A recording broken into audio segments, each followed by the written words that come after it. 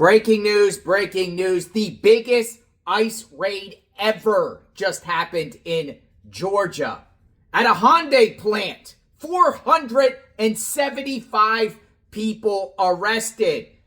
People scattering all over the place while ICE and DHS pulled off a raid during the early morning hours in Georgia. I got some crazy footage of people running on all directions. ICE rounding people up. ICE gave a press conference talking about this crazy raid that happened. This is the biggest ever. 475 people taken into custody. Check it out.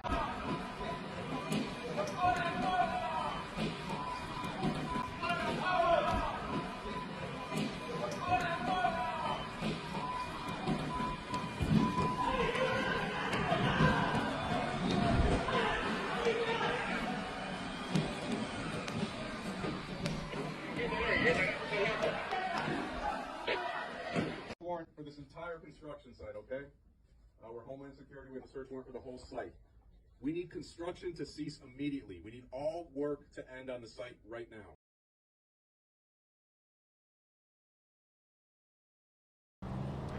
Good afternoon. My name is Stephen Trank. I'm the Special Agent in charge of Homeland Security investigation for the state of Georgia. And behind me today, Homeland Security investigations agents, along with ICE, ERO, the FBI, DEA, ATF, CBP, U.S. Marshals, and Georgia State Patrol conducted a judicially authorized enforcement operation as we are actively conducting an investigation into unlawful employment practices going on at this massive multi-hundred acre construction site behind me. At this time, we are continuing the operation. Arrests are being made, and we will be providing additional details on the outcome of today's operation tomorrow morning.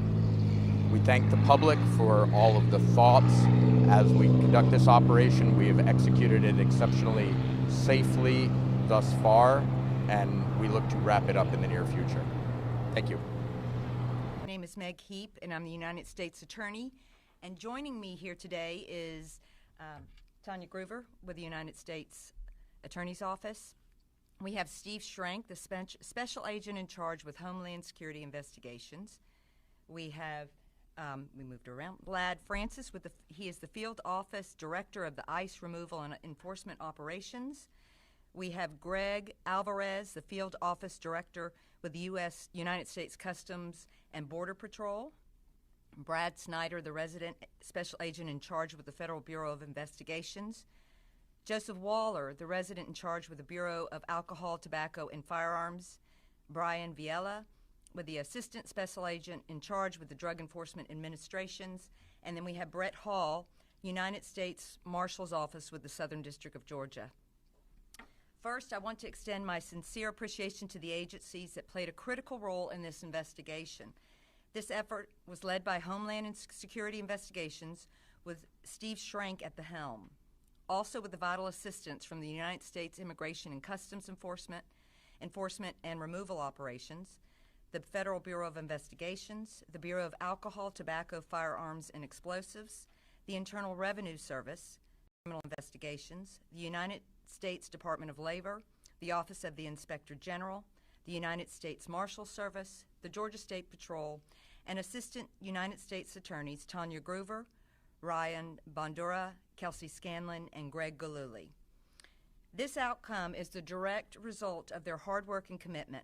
Such an undertaking can only be accomplished through combined efforts, resources, and dedication of these agencies working together with a shared goal. The Department of Justice mission is to reduce illegal employment and prevent employers from gaining an unfair advantage by hiring unauthorized workers and exploiting those workers. This is an ongoing investigation, and we are limited as to what we can discuss. At this point, I'm going to turn it over to Steve Schrank to give more information on the matter. Thank you, Steve. Great. Thank you, Meg. Good morning, and thank you all for coming. My name is Stephen Schrank. I'm the Special Agent in charge of Homeland Security Investigations for the states of Georgia and Alabama. Yesterday, Homeland Security investigations, in coordination with our law enforcement partners, executed a judicial search warrant as part of an ongoing criminal investigation into allegations of unlawful employment practices and serious federal crimes. This operation underscores our commitment to protecting jobs for Georgians and Americans, ensuring a level playing field for businesses that comply with the law, safeguarding the integrity of our economy, and protecting workers from exploitation. The investigation resulted in the arrest of 475 individuals and is focused on ensuring accountability for those who violate the law and uphold the rule of law. Complex cases like this require strong collaboration and extensive investigative efforts. And we extend our gratitude to ICE Enforcement and Removal Operations, the United States Department of Labor Office of Inspector General, FBI, DEA, Customs and Border Protection, ATF, IRS, U.S. Marshals, and the Georgia State Patrol for their invaluable support. Each agency contributed specialized experience that was critical to the success of this lengthy operation. Together, we are sending a clear and unequivocal message that those who exploit our workforce, undermine our economy, and violate federal laws will be held accountable. I'd like to add that this was not an immigration operation where agents went into the premises, rounded up folks, and put them on buses. This has been a multi-month criminal investigation where we have developed evidence, conducted interviews, gathered documents, and presented that evidence to the court in order to obtain a judicial search warrant. Yesterday, we executed that search warrant and gathered additional evidence that will support this investigation. There are no criminal charges being announced today, but this is an ongoing matter.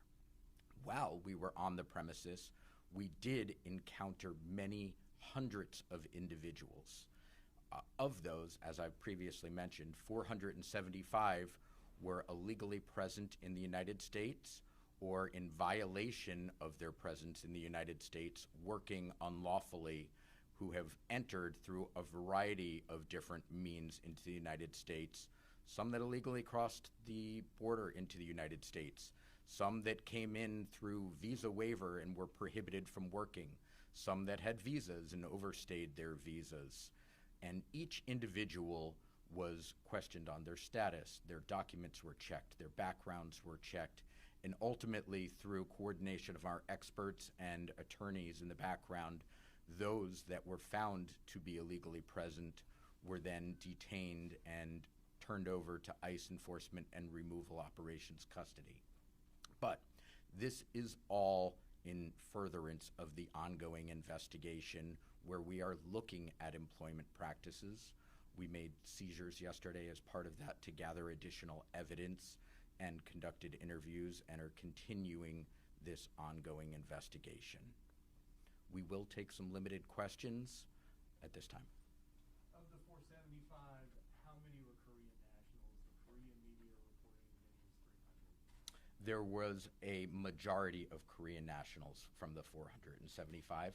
I don't have the exact nationality breakdown for you, but we can likely get that after the fact. Were these employees of HLGA Battery? Were they employees of construction contractors that were doing construction work on the site? Who they work for? As we had determined through our investigation in advance and certainly experienced yesterday, there was a network of subcontractors and subcontractors for the subcontractors there. So the employees worked for a variety of different companies that were on the site. It was not just the parent company, but also subcontractors, and we're unveiling that whole network. But some of them work for the parent company, is that right? The Battery, HLGA? Yeah, we continue to work on the investigation of who exactly worked for what companies. Where are these 475 people now? They are in the custody of ICE Enforcement and Removal Operations. Most were brought to the Folkston D-Ray facility last night, and they will be moved based on their individual circumstances beyond that. Yes, ma'am. WTOC has been investigating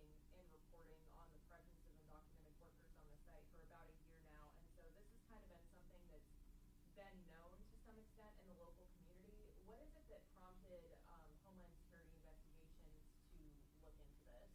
Yeah, we are aware and we have monitored that reporting as well. We have also received many leads from community members, from prior workers. We have conducted many arrests through the immigration operations throughout the state of Georgia that have identified other employees that, when encountered, informed us that they worked there.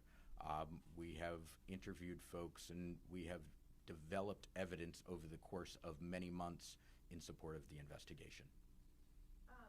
What are some potential consequences that the company could face, or is that something you can speak to right now? I don't want to speculate on ultimate. This is an ongoing investigation. No charges have been filed, so that means that no wrongdoing is being accused at this time.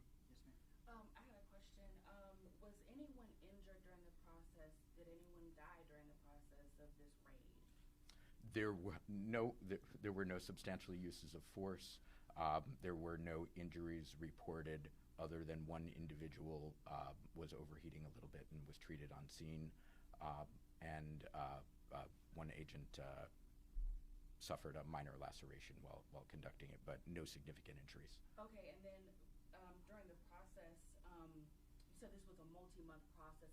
Can you kind of, I guess, give how many months did it take? I guess is my question. This has been ongoing throughout this year. So can we say January? I don't have the exact start date of the investigation. How does this operation compare to other operations in the state of Georgia and across the nation? Was this one of the largest ones, or can you kind of give us an idea of how big this was? This, in fact, was the largest single-site enforcement operation in the history of Homeland Security investigations. Any last question? Across the country, yes. Last question? Yeah, did HLGA battery, did they use E-Verify in their employment practices? I don't want to answer for them. One quick one. Is there any evidence of labor trafficking at this point? That is something that is always part of our investigations when we're doing employment investigations. As I've indicated, there have been no charges filing, but it is certainly something that we will be looking for. Okay, thank you folks, appreciate it. We can handle any follow-ons after. Oh my goodness. This goes on top of all these ICE raids ramping up around the country, including a possible major ICE raid operation in Chicago about to start. Seems like the Trump administration means business, since they said they're going to be rounding people up, and it seems like that is exactly what is happening in cities, at plants. Now, what in the heck is Hyundai doing hiring people that shouldn't be here? You know, should they be arrested and prosecuted, the people of Hyundai? You would think there might be an investigation here. Why Hyundai? Is there other auto plants out there that hire people that shouldn't be in the country illegally, whether they crossed in the United States illegally, overstayed their visa, forged documents, shouldn't be here? This is crazy, folks. We're definitely monitoring this situation. We cover the border crisis all around the United States and the aftermath. We've been on this topic since 2021, so check out our playlist. Been to the border, southern border, northern border, covering what's going on right now in real time around the country with Tren de Aragua and all these sanctuary cities. Are you for this or are you against this? Let me know what you think. Sub to the channel, like, hit the notification button. Won't shock me if the next ICE raid will be 500 or 1,000 people. Stay tuned for that. We shall see. JLR investigates. We'll talk soon. Stay tuned.